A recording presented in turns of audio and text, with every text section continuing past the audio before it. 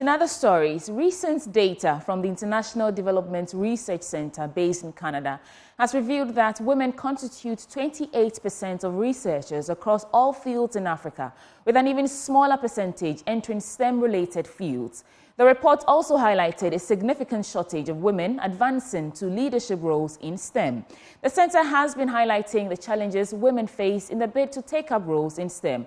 There's more in this report. The research conducted has so far identified that some women in Kenya and Ghana have been able to enter STEM fields and progress to leadership levels. These women, according to the research, have done so because of factors such as personal interest, family background and support, as well as institutional factors such as networking.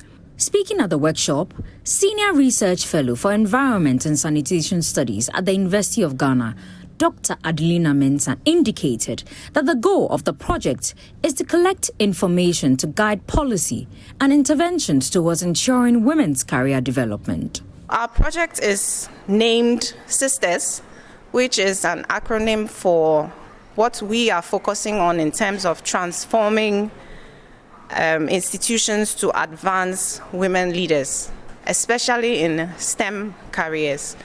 So a lot of information is available, or there's a lot of research that's been going on in terms of women's representation in these fields.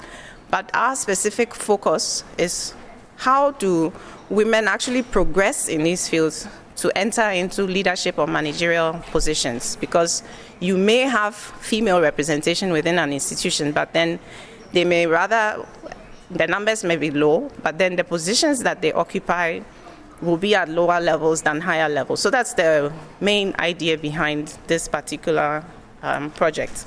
Head of Department for Geography and Resource Development, Professor Charlotte Asante, highlighted some challenges that women face and encouraged them to take up roles in STEM education.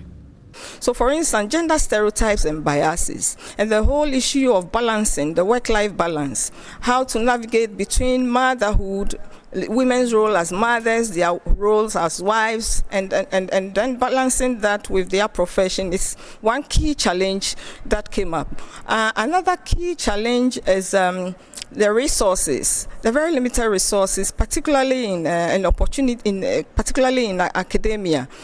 For sciences, you need resources. For instance, laboratory, you need funds to do research because you also have to publish, and without those resources it becomes very difficult. Coupled with their heavy teaching loads, it becomes very difficult for women in particular. The project's ultimate goal is to collect information to guide policy and interventions towards ensuring women's career advancement. Karen Obey's report, read to you.